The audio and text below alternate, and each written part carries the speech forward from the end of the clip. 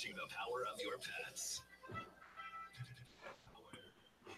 Talk radio with bites. We're Pet Life Radio, the #1 pet radio network. Let's talk pets.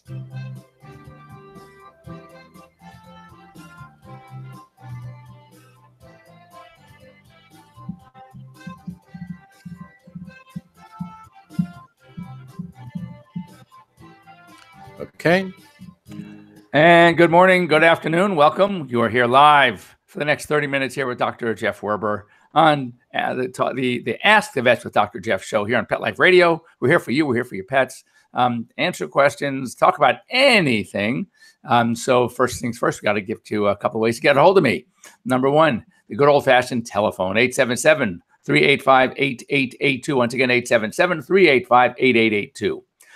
Better yet, you can reach us here live. Join us actually live here on Google Hangouts. So here's what you do. You go to PetLifeRadio.com. You click on shows, scroll down to Ask the Vets with Dr. Jeff, and there's going to be a link. If you scroll down just a little bit, there's a big box with a Google Hangouts link. Click on it. It will bring you live here. We can see you. We can talk to you. We can see your pets, whatever the case may be. So that's the best way to join us. And of course, you can send me a quick email to drjeff, that's Dr. Jeff, at PetLifeRadio.com, and it will be forwarded to me live as we speak. So there's really no excuse. There's no way you cannot get a hold of us. And as I've mentioned in the past, again and again, you might want to get used to this type of conversing, this type of veterinary visit, because this is the future. And I'm personally working on an amazing telemedicine app, which will be working along with your own family veterinarian. And so we're looking forward to launching that soon. So you'll hear more about it. But anyway, this is a great way to practice what it's like to have a phone on you and your pet, and you can ask questions, and we can sort of do a somewhat of an exam. Obviously, we can't touch and feel, which is so important, and it's never going to replace a thorough veterinary visit, but we can do a lot. As a matter of fact, on the human side, a study was done that said 80%, let's get this, 80% of office calls or emergencies could have been handled via a telemedicine. So that's really cool when you think about it. A lot of times it's advice. Think about a follow-up. You know, your dog was in the hospital, spent a few days. Now it's just a matter of follow-up. Do you really need to get in a car and fight traffic and do parking?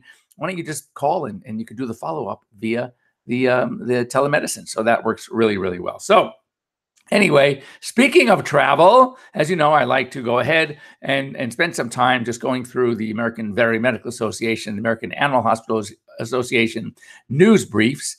And this is one that is actually by the AVMA, the American Vet Med Association. So if you're planning on traveling abroad with your pets, you can log on to the USDA, that's the United States Department of Agriculture, APHIS website. That's the Animal Plant Health Inspection Service. And you can basically click on Pet Travel, and it'll give you all the new rules, especially very specific country rules, because a lot of different countries have different rules and regulations. What shots to give? When do they do? How long do they have to be done before you travel? Are they good for a year? Are they good for 3 years? Et cetera, et cetera. All the countries have different requirements, and it can be very confusing. So, I will tell you honestly that this information changes often so rapidly that even if you called your veterinarian, they may not know the most current, and they're going to say, you know what, you need to go to the APHIS website. So that's the Animal and Plant Health Inspection Services, and that's called APHIS. It's under the USDA, United States Department of Agriculture. So anyway, if you are planning a trip abroad, and one thing I will tell you, some countries actually require not just a rabies vaccine, but rabies titers. There's only one lab in the entire country at Kansas State University, the Veterinary Diagnostic Lab at K-State University, and they could take up to 4 to 6 weeks to get this. So make sure you get plenty of time, give yourself plenty of time. And then on top of that, once you get the health certificate completed by your veterinarian, everything is good, everything is accurate, you're ready to go, not so fast. Now you have to go to the local county veterinarian. All right. Now, for example, many of your veterinarians, I am, for example, accredited by the USDA, but I am not a USDA veterinarian. I am just accredited by. So those that are accredited are allowed to sign and date, and we get an official stamp that yes, the health certificate's been completed by a USDA accredited veterinarian, but many countries also require a signature by the USDA veterinarian. So you just make sure you're sure that it's all about the planning. Make sure you give yourself plenty of time, because we do not want any kind of getting to the airport and them saying, oh, I'm so sorry, but your forms aren't complete. Yeah, that's great as your flight's about to leave in an hour. Good luck. So anyway, make sure you're well prepared. So this is really not practical stuff that's coming up, but it is interesting. And I when you think about it, you can't test it. At least I don't think you can. But there is some people have a variant of a serotonin transport gene. I'm going to give you the gene number. You don't have to worry about it. This is not a test. Don't write it down. But it's SLC6A4. That is called the serotonin transport gene. So what happens is that because of the variant of this gene, there can be some odor change, a odor that you emit because of fear or strong anxiety, which explains why if you are lost and the police or whatever agency comes with their dogs that are trained sniffers. So what do typically? They give a garment, an article of clothing that is yours, and they have the dog sniff it, and then they go hunting for you. But if you're lost, you're probably pretty stressed out, and it could change your odor. So when the dogs are sniffing for you, they're not going to find you because it's not the same odor than when you're not stressed and you're wearing that shirt or that sweater or those socks, whatever the case may be. So anyway, so don't get lost if you have that gene. I have no idea how you're going to find out if you have that gene variant. But as I said, it's not practical information, but I thought it's pretty cool to think about that it just tells a lot about us that odors can change, especially if you have a variant of this very, very serotonin transport gene. So next time you play one of these trivial games, you can say, I have some trivia for you. Not a bad state bill. And that is that in Florida, and I like this one, the state Senate would penalize drivers who are interacting with their dogs or pets while driving. And it's part of a new bill. But here's what I like about it the most. Now, here in California, they have this hands-free.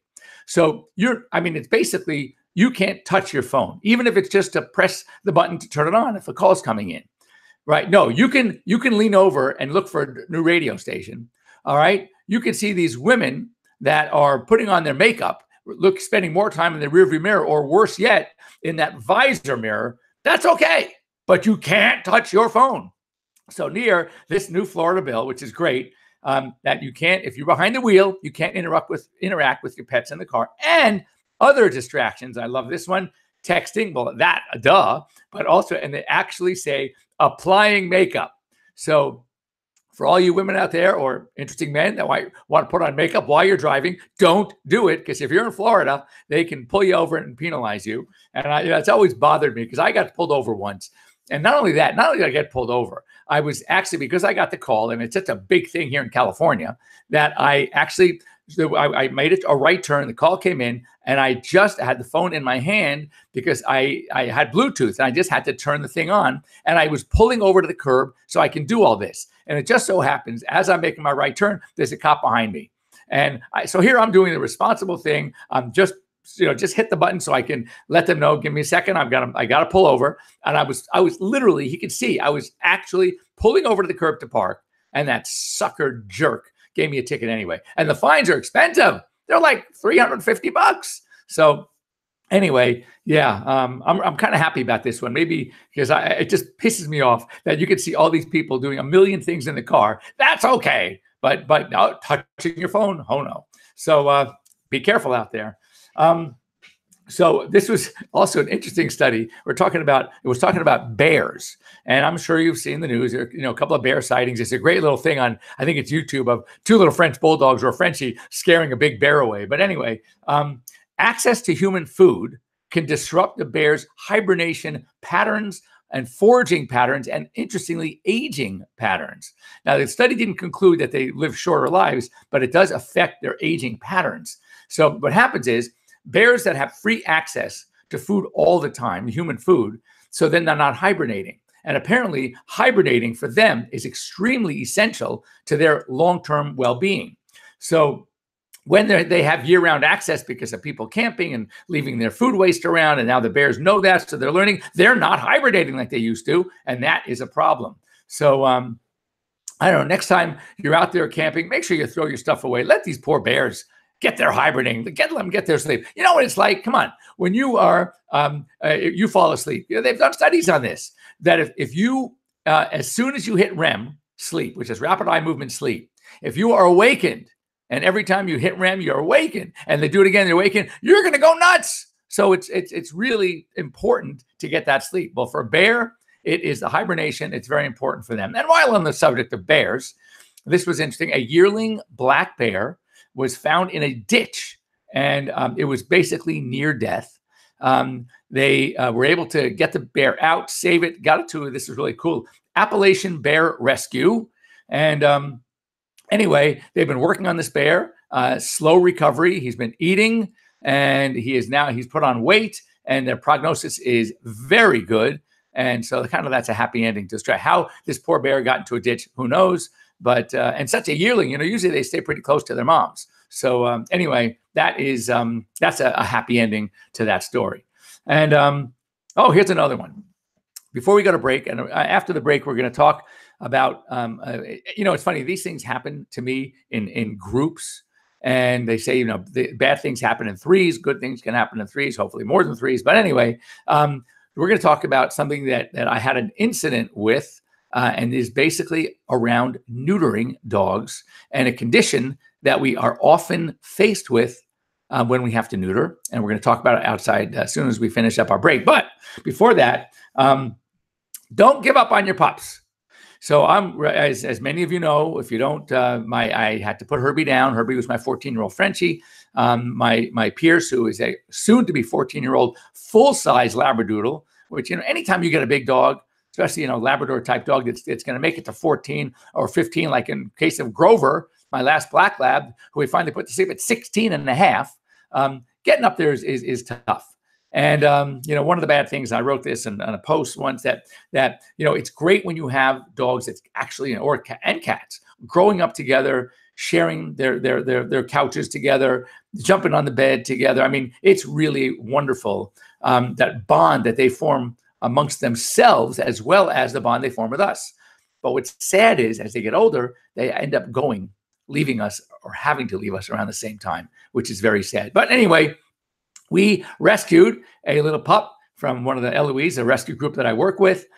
They pulled this dog from a shelter, about a 7-month-old. I showed him last. I'll bring him on the air again. He is to die for cute, but he was like, we think he's a Havapoo, Havanese, and a Poodle cross. Bundle of energy. Oh my God, you should see him and my 7-year-old, or almost 8-year-old Labrador. They are inseparable now. At first, my lab was trying to bite that crap out of him every time he came near, literally growling at him. And this little guy, he's got such personality. It didn't scare him one bit. So my dog would pick up a toy, the big one, and then this little Havapoo pup would run over, grab the toy, and they start tugging a war. Obviously, my 80-pound lab is dragging this little thing all over the house because the little one wouldn't give up on his grip on the toy.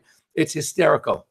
And now they play nonstop. They sleep with each other. It's the cutest thing ever. But he is avant. He is a pain in the behind. And I just read something that is sort of giving us some hope. And that is that studies show that it might be easier to teach middle-aged dogs, young to middle-aged dogs, newer tricks, easier than the younger dogs, little puppies. Why? Because personalities change as they grow and as they age, clearly, and they might be more responsive to training when they're a little older. So you want to try house training when they're little? Yes, go ahead and do it. But if you are trying to teach certain tricks or certain behaviors, don't rush it when they're little puppies. You might have better luck if you wait until they are growing up, maybe a little bit older, a little bit more receptive to being trained, and maybe a little bit smarter. So anyway, that's it for the first half of our show. And don't go away. Anyway, if you have any questions about anything we talked about, or listen up, I'm going to talk about some neutering issues. You can get a hold of me, 877-385-8882, or join us live here, Google Hangouts. You can log in from the Ask the Vets with Dr. Jeff under shows under PetLifeRadio.com. We'll be back after these words.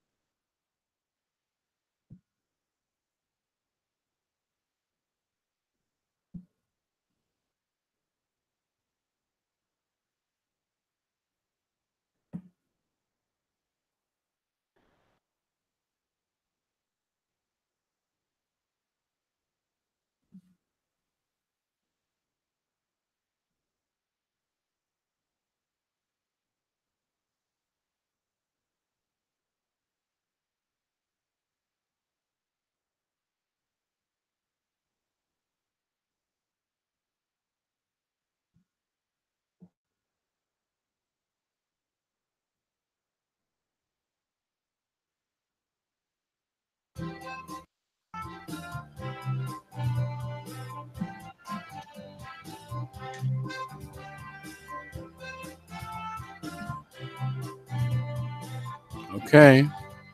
And welcome back. You're here live with Dr. Jeff Werber here on Pet Life Radio. And before the break, we were talking about some interesting things that it kind of happened more than once. It happened actually 3 times this past week alone. And I think when that stuff happens, it's kind of like a sign for me that we got to talk about it. All right. So there is a condition that we often have to deal with when neutering. And, certainly simple things like, umbilical hernias. We have to fix those. The best time to do it is when they're under anesthesia, unless they're huge and you're worried about some intestinal contents or omentum, getting crushed and like a stricture as that comes out of the hole in the body wall. So those we fix. We don't want any strangulation of tissue. We fix those early, but otherwise we can't tell clients just kind of push it in, and when we neuter, we'll fix it, or when we spay, we'll fix it. So, but there is a condition that we either call monorchid or cryptorchid. Monorchid is a dog who one of his testicles does not make it into the scrotum. Cryptorchid is where neither one makes it into the scrotum. And the answer is, so what? Well, here's the 2 areas where we might find this aberrant testicle. Number one is in the inguinal region. Here's what happens embryologically. They start up at the kidneys and they kind of travel down and they go through what's called the inguinal ring. And then they are supposed to go from there and settle into the scrotum. Sometimes they don't. They don't settle into the scrotum. What they do is they go through the inguinal ring and they stay somewhere in that inguinal area of the flank. And that is common. And it's not a horrendous thing. Oftentimes, the testicle never even makes it through the inguinal ring, and it's somewhere in the abdomen. The problem is where? You have no idea from the point of travel from the embryologically from the kidney down through the inguinal ring. Where is it? It could be up there, high up, where an ovary would be. It usually, fortunately, does travel back, and it's kind of close to the inguinal ring, just didn't make it through. The problem is now we have to cut the belly open and look for it. And it's actually more difficult than a spay, in my opinion, because when you're doing a spay, you can make a small little incision and you use something called a spay hook, or you can visualize the uterus. All you need is one of the two uteri, of the horns of the uteri. And then you got the whole thing done, because then you can use it as your guide. You can go, you got your uterus, now you can go up and you can, towards the kidney, you pick up the ovary, you go all the way down to the body of the uterus, and then you go to the other side. So it's very easy. With a testicle, that is an abdominal testicle, it can be anywhere. And so it's like that needle in the haystack. It's sometimes a big challenge to find. And typically, testicles that remain inside the abdomen, meaning they're now subjected to much higher body temperatures, because when a testicle's in the scrotum, then what are we? They're the body temperature. They are going to be sort of bathed in, subjected to, exposed to is ambient body temperature, 75 degrees, 80 degrees, whatever. But in the belly, in the abdomen, it's body temperature, which is about 102, 101 degrees. So that now the testicle doesn't develop properly. And over time, here's the dangerous part, the testicle can develop cancer. So that's why it's so important to get these testicles out. Not only that, if the testicle's in the abdomen, then basically, for all intent and purposes, the animal's not neutered, and it can still, breed and still have testosterone-related issues, and still have, all the things that one of the reasons, or many of the reasons, why we recommend neutering in the first place. So, but here's what happens: that the trait is a hereditary trait. So when you have a male dog that is monorchid or cryptorchid, this dog should not be used for breeding, because he's going to pass that trait on, strong likelihood, to his offspring. Now, if a female is carrying the trait, you don't know it, because there's no outward, we call it genotype, but there's no phenotype in a female. So she could be carrying it, and there could be a male carrier that has everything is right, but he's carrying the trait from one of his ancestors, and now we have a problem. Now we have a potential for puppies. And here's what happened in this case. Two brothers, they were beautiful, adorable Cavalier King Charles Spaniels, Panda and Max. And they were both had umbilical hernias, and both were monorchid. Now, fortunately, one, Panda, the testicle was in the groin, so we're able to get it. It's an extra little incision, but you can palpate it. You can kind of see it. It's a little bulge in the groin, usually just a couple of centimeters in front, or in front of the scrotum where it should have been. And it's a second little excision, but it's really not that hard. But poor Max, his was in the abdomen, and boy, this testicle was misshapen. It was small. It was totally a bad testicle, and we had to find it. And then now you have a little big incision, etc. But think about it: how strong an argument is it that these two dogs, brothers, both had the problem? And so it kind of tells you the strong hereditary component of this problem, of this condition. So it's essential that these animals don't breed. Now, here was the tricky part in this case, is that it's not uncommon. It does happen. Umbilical hernias are very common. They happen a lot. But the owner who bought the dogs was trying to demand from the breeder that the breeder cover the cost of the entire procedure, including the umbilical hernia. And it got a little ugly, because my feeling is this: you're going to neuter anyway. You're going to fix hernias anyway. That happens all the time. Neutering is something you should do. And when you're going to neuter, you make the little extra incision, and it's not that expensive to fix it when they're already under anesthesia. But so what I often recommend is the breeder should cover the additional cost of going after the second testicle, whether it's in the abdomen, a little more expensive, or in the groin, less expensive, but that should be covered by them. And so if you are a breeder and this happens, kind of shame on you, because somewhere along the line, you had to have known that the male or somewhere along the line had this condition, should not have been bred. Sometimes it just happens because it's in the female. You have a carrier, you don't know it. That does happen. And so when it does happen that way, A, you should not use that same male and female ever again for breeding. And B, you really should take care of the additional fees when it comes. It's just the right thing to do when it comes to the additional fees. So what I would have you do is have the client cover the normal cost of a normal neuter, and then the extra fee. Now, with a flank testicle, it's very easy. There's no more anesthesia involved, because the anesthesia that they already pay for, which is up to 30 minutes, that's covered. Certainly when it comes to the abdominal testicle, it's probably going to include additional anesthesia, which is, again, something that I think the breeder should be responsible for. Now, what happens when you don't get a pet from a breeder? When you are getting it, you're adopting, which is, I think it's fantastic. Most shelters, and here's one thing that bothers me and one thing that worries me a little bit. I'll be really straight with you. When a lot of shelters that, again, they will not release a dog until, or a cat until it's neutered, which I applaud them for that. However, I don't know really, and there's no way to find out unless there's a problem down the road, whether if there is an abdominal testicle, do they truly go to the trouble of the second surgery or the additional, more extensive surgery of going into the belly, actually looking for it? It is time consuming. It is more expensive. Or are they just neutering the one testicle that's there and not going after the second? Or worse yet, if the dog is a crypt orchid and the dog comes in and it's found on the street, or it is relinquished to the shelter by a former owner, and they don't feel any testicles in the scrotum, are they just going to say, oh, I guess the dog was already fixed? In which case now we have double trouble, pardon the pun, because we have two testicles in the belly that actually, by exposure to excessive body temperatures over the years, can actually turn into testicular cancer down the road. So though when you think of neutering, you think of spaying, that's why, it so bothers me sometimes when people say, oh, it's routine. It's routine. No, you know what? There's nothing routine about any kind of procedure, because any procedure needs anesthesia. And trust me, there is nothing routine when it comes to anesthesia. And as soon as we start taking that attitude, oh, simple, it's routine, that's when we're going to have problems.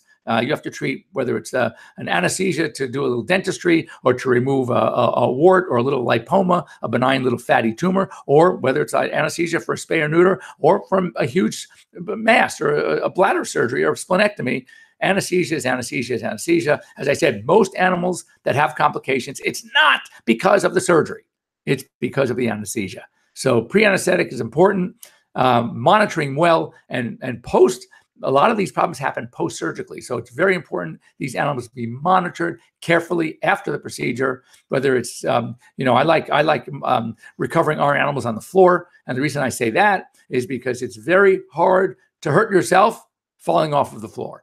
So that way, if they're on a blanket, on a bed, on the floor, and they start coming to and they start, fighting a little bit, coming out of anesthesia, it's unpredictable. Every dog is different.